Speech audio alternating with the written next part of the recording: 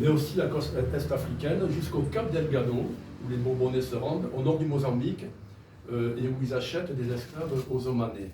Et enfin la côte d'Angola, donc jusqu'à l'Angola d'aujourd'hui, où les Bourbonnais achètent des esclaves aux Portugais, et dans le golfe de Guinée aussi. Alors, quelques aspects budgétaires d'une traite négrière illégale. Par exemple, jusqu'à la fin du XVIIIe siècle, certains rois ou dignitaires africains n'acceptaient que les coris, les coquillages, pour paiement des esclaves. Alors c'est quand même assez... mais en même temps, ça avait valeur d'argent, qu'ils vendaient aux Français sur le marché de Ouidah au Bénin.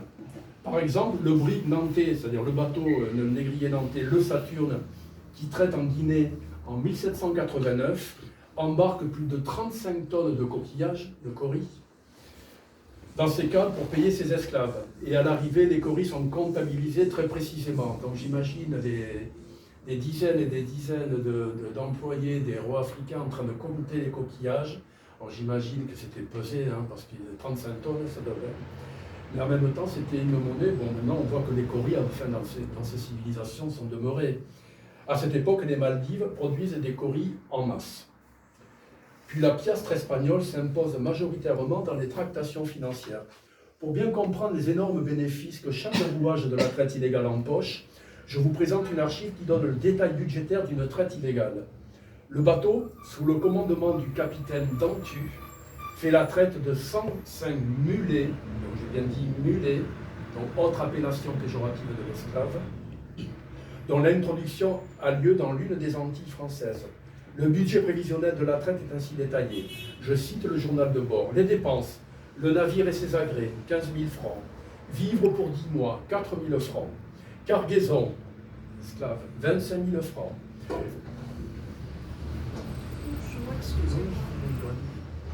Quel succès d'esclave. L'assurance du capital, 8 801 francs. La commission du capitaine, 26 250 francs.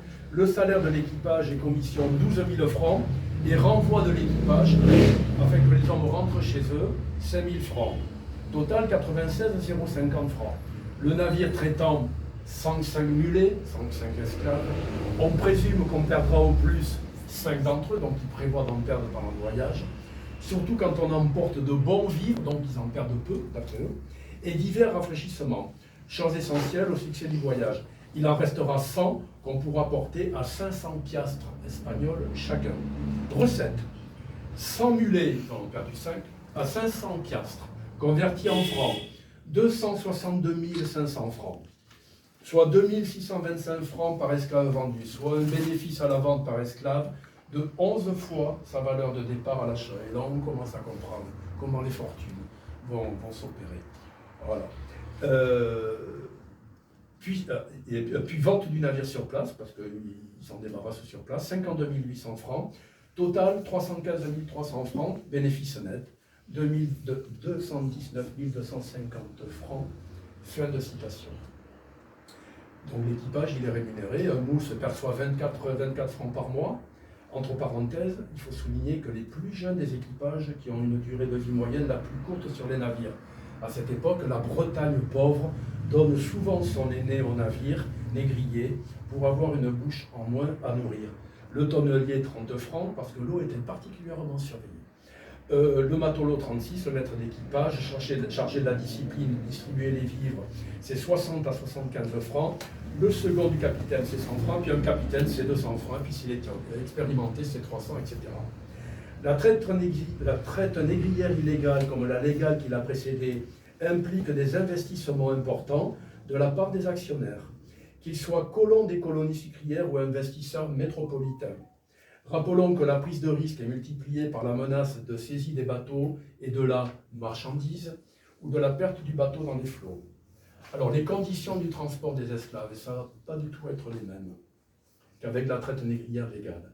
La traite négrière illégale a profondément bouleversé et aggravé les conditions d'acheminement et de transport des esclaves. Autant avant la loi d'abolition de la traite, les conditions de transport étaient codifiées, à savoir que chaque esclave était couché sur un bas-flanc de telle longueur et de telle largeur, autant à partir de 1818, les esclaves sont chargés précipitamment, entassés dans la cale et entravés sur des bas-flancs, voire à fond de cale, les uns sur les autres, les uns liés aux autres. Pour comprendre la réalité du transport, tant sur terre que sur mer, je cite le célèbre témoignage de Thomas Clarkson, l'un des abolitionnistes anglais les plus résolus, qui enquête sur les lieux de traite illégale. Il se rend vraiment en Afrique pour voir. Et j'en reparlerai de Thomas Clarkson. Dans ce document publié en 1822 en France, sous le titre « Le cri des Africains contre les Européens, leurs oppresseurs », que l'on peut trouver en ligne sur Gallica, il décrit les mécanismes de la traite négrière illégale, d'abord à ses racines, c'est-à-dire en Afrique où il se rend. Je le cite. La plupart des esclaves que les Africains vendent aux Européens sont des prisonniers de guerre. Les guerres en Afrique sont de deux espèces, l'une comme en Europe précédée d'une déclaration préalable, l'autre on la nomme tegria, c'est-à-dire vol, pillage, et c'est cette dernière qui alimente en grande partie la traite. La fréquence de ces expéditions dites tegria, usitées à l'intérieur des terres ou pagnards sur les côtes, est en raison du nombre de navires négriers qui sont à l'ancre sur la côte, c'est-à-dire plus il y a de navires, plus on prend d'esclaves. La traite a fait naître des guerres destructrices entre les parties, car on y tue tout ce qui est trop vieux pour être esclave. Ainsi, 60 000 à 100 000 hommes sont tous les ans arrachés à leur patrie, à leur famille, à leurs amis, et transportés sans espoir de retour dans des contrées lointaines, condamnés, eux et leur postérité, à travailler éternellement au profit des tyrans qui les oppriment. Je continue à citer Thomas Clarkson. Ceux qui sont faits esclaves à l'intérieur des terres ont un long espace à parcourir et souvent leur voyage dure plusieurs mois. Avant d'entreprendre ces voyages, les marchands d'esclaves noirs qui les conduisent aux Européens attendent qu'ils soient en nombre suffisant pour rejoindre Quelimane au Mozambique ou Ouida au Bénin, par exemple, et tant d'autres lieux de déportation. Dès qu'ils sont mis à bord des bâtiments, les hommes sont enchaînés deux, par la jambe droite de l'un à la jambe gauche de l'autre. Un homme ne peut disposer que de 16 pouces anglais en largeur, c'est-à-dire un peu plus de 40 cm. 2 pieds 8 pouces en hauteur, 85 cm, et 5 pieds 8 pouces en longueur, un peu plus de 1,76 m, c'est-à-dire qu'il aura moins d'espace qu'il en occupera dans son cercueil. Ils sont nus sur des planches. Le mouvement du vaisseau leur cause souvent des souffrances violentes, en ce qu'il occasionne des écorchures aux parties saillantes du corps, et parce que leur fer leur déchire les jambes. Mais le moment le plus affreux de leur situation, c'est lorsque le mauvais temps oblige à fermer les écoutilles. Aucune langue ne peut décrire ce que souffrent alors ces infortunés. Des témoins ont comparé la vapeur émanée de leur corps à la chaleur qui sort d'une fournaise ardente. Plusieurs d'entre eux, suffoqués par la chaleur, l'infection et l'air corrompu, ont été transportés à demi-mort sur le pont du navire, et d'autres, qui étaient en bonne santé, ont été retirés morts par suffocation. Alors, évidemment, ça c'est vraiment un des tenants de la traite négrière illégale, c'est dur à entendre, mais c'est ainsi. Je souligne que les blessés graves, les malades incurables et les morts sont indifféremment jetés à la mer. Je poursuis la citation. Lorsque la traite a été déclarée illicite, les malheureux Africains sont entassés dans leurs prisons flottantes, sans être soumis à d'autres lois qu'à celle de la cupidité des marchands d'esclaves. Une effrayante mortalité règne parmi les esclaves. Les insurrections, les suicides, les maladies produites par la transition suite du froid et du chaud, par la malpropreté, par les odeurs fétides et par les barbares traitements, contribuent à rendre cette mortalité plus rapide encore. Il résulte des dépositions des témoins dignes de foi devant le Parlement britannique que sur 7904 esclaves qu'ils avaient eux-mêmes exportés d'Afrique à diverses époques, tous jeunes et en bonne santé lors de leur embarcation, il en est mort 2053, c'est-à-dire un quart, dans l'espace de 6 à 8 semaines. Quelle dévastation meurtrière de la race humaine! Dans un autre témoignage, Thomas Clarkson rapporte un fait de traite illégale, je cite. Le 14 janvier 1819, le Rôdeur, navire français de 200 tonneaux, met à l'ancre dans la rivière Bonny sur la côte d'Afrique. En violation avec les lois françaises, Il charge une cargaison d'esclaves le 6 avril pour la Guadeloupe. Peu de temps après son départ, quelques esclaves amenés sur le pont pour prendre l'air réussissent à se détruire en se précipitant à la mer. Le capitaine du rôdeur fait alors un effroyable exemple. Il fait fusiller quelques esclaves et en fait pendre d'autres.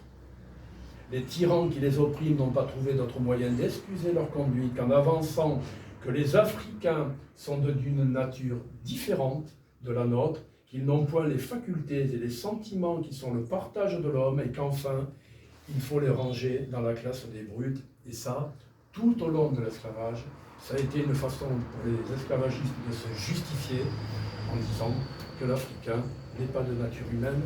Le procureur Barbaroux au procès de Boutima-Genouat, et dans les années 1800, au début du 19e siècle, on commence à reconnaître l'Africain dans son humanité. Puisque Barbaroux, lui-même procureur à Bourbon, qui a déjà fait décapiter les esclaves, le dit lors du procès, mais qui considère que la propriété privée, c'est sacré.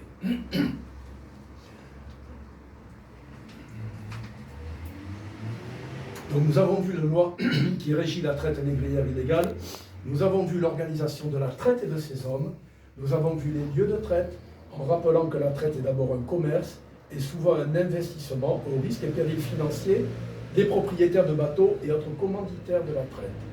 On le voit, la traite négrière illégale est assumée par tous, malgré son interdiction. Néanmoins, des hommes se lèvent contre ce qu'ils qualifient de crime. Aujourd'hui, on dirait crime contre l'humanité.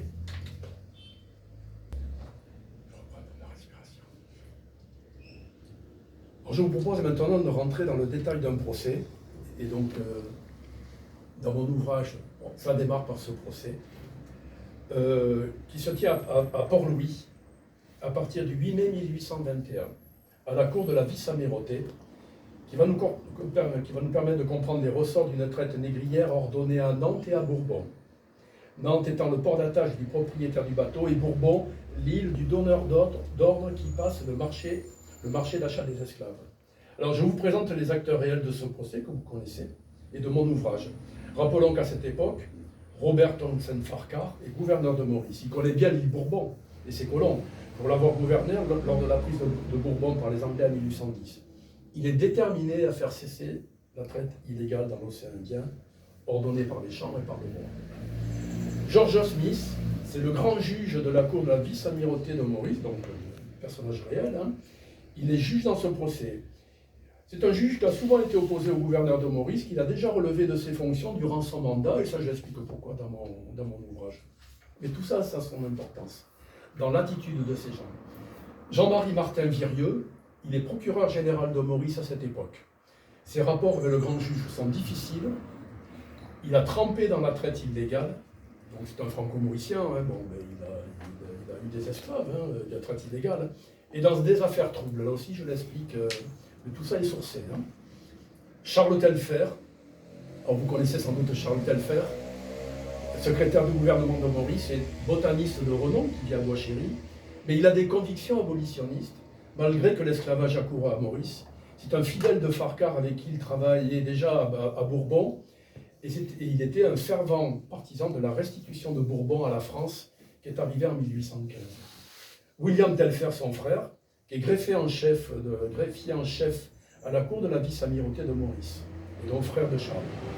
Adrien d'Épinay, donc, qui est l'avocat dans le procès, bon, c'est pas n'importe qui, hein, donc avocat mauricien, et c'est un leader d'opinion chez les Français de Maurice et fervent anti-abolitionniste.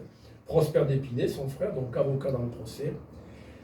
On a un homme très important, un Anglais, Fairfax Moresby, capitaine du HMS Mené, c'est-à-dire le bateau sur lequel il commande, de la Royal Navy.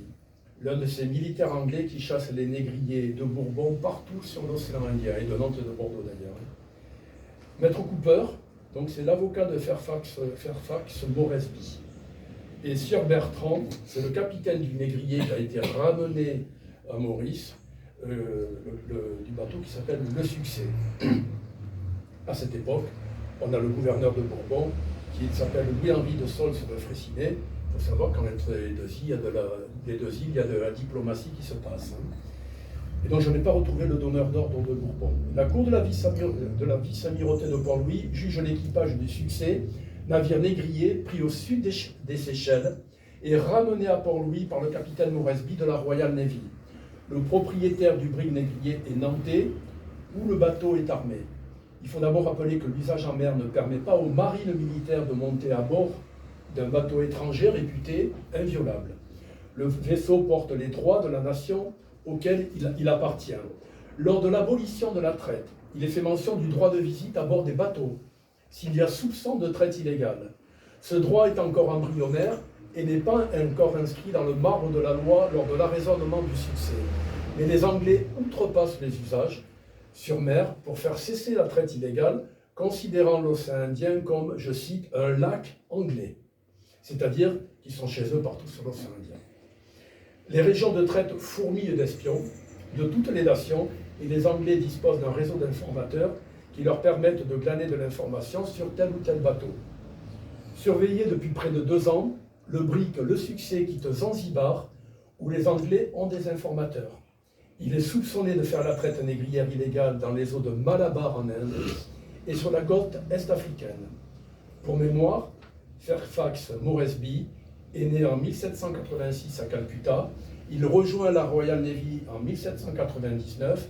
Il commande le bateau Le Menet, qui fut par exemple navire de garde à Sainte-Hélène en 1819 pour surveiller, qui vous savez, Napoléon. Qui est en détention. Je ne savais pas qu'il y avait des navires de garde anglais qui se relayaient pour garder Napoléon. Vraiment, parce que s'il était parti à la nage, il aurait eu du travail. En 1821, il est chargé de la coordination de la répression des négriers, qui œuvrent dans l'océan Indien. On lui doit d'avoir créé la célèbre ligne Moresby, qui interdit la traite négrière du nord du Mozambique à la ville de Diu, au sud du Gujarat en Inde. Il laisse aux Omanais la possibilité de commercer des esclaves sur une ligne qui borde l'Afrique, car les Anglais les estiment dans leur juridiction. En dessous de la ligne Moresby, la Royal Navy interdit le commerce illicite d'esclaves. C'est-à-dire la ligne Moresby, c'est une ligne droite qui monte légèrement, donc nord Mozambique au sud du Gujarat. Et tout ce qui est en dessous, c'est interdit. Le 16 mars 1821, le Menet contrôle le brick Le Succès, au sud des Seychelles, et précisément au sud de l'îlot Alphonse. Le capitaine Moresby souligne lors du procès que le navire négrier n'a jamais été perdu de vue au départ de Zanzibar, soit 7 jours avant, car l'usage aurait voulu que la poursuite cesse. Les militaires anglais contrôlent le brick. L'équipage du bateau français n'oppose aucune résistance et Moresby ordonne de fouiller la cale. Il y envoie son second, le lieutenant Gréville, qui remonte faire son rapport et exprime, je cite, sa vision d'horreur. Nous avons de nombreux témoignages de militaires de la marine anglaise qui soulignent leur révolte et leur indignation face aux traiteurs français, qu'elles soient atlantiques ou dans l'océan Indien. Donc, le capitaine Moresby témoigne au procès. Je cite, « Il y voit des pauvres gens entravés. La puanteur est telle que quelques soldats portant des masques imbibés de vinaigre défaillent. Entassement des esclaves, entortillés entre eux à force de rouler dans le câble. Hommes et femmes ensanglantés par action sur leur fer. Excréments, odeur d'urine et pour finir, corps en décomposition. » Et on ne s'arrête pas, hein. C'est la rapidité, la clandestinité. On peut comprendre la traite négrière, on ne peut comprendre la traite négrière illégale sans recevoir la violence de ces mots. Face à la traite avérée de 324 esclaves, le Succès est ramené à Port-Louis par le capitaine Moresby. L'équipage, au nombre de 36 hommes, est incarcéré à l'atelier du génie, ancienne caserne de camp, dans l'attente de son procès. Les esclaves sont versés à l'atelier du Héloir du Roi. D'ailleurs, la question du retour des esclaves avait été posée, j'en ai parlé.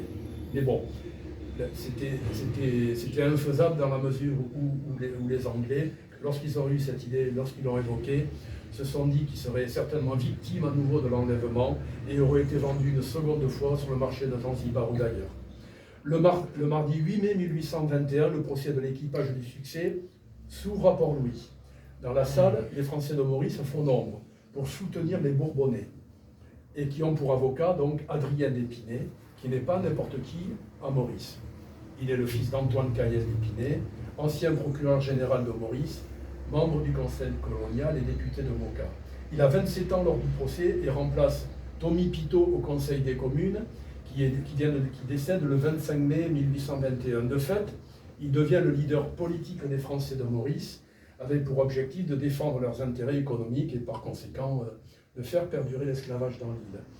Rappelons que lors de la prise de l'île de France par les Anglais en 1810, les Français prêtent allégeance à la couronne d'Angleterre ou quittent l'île.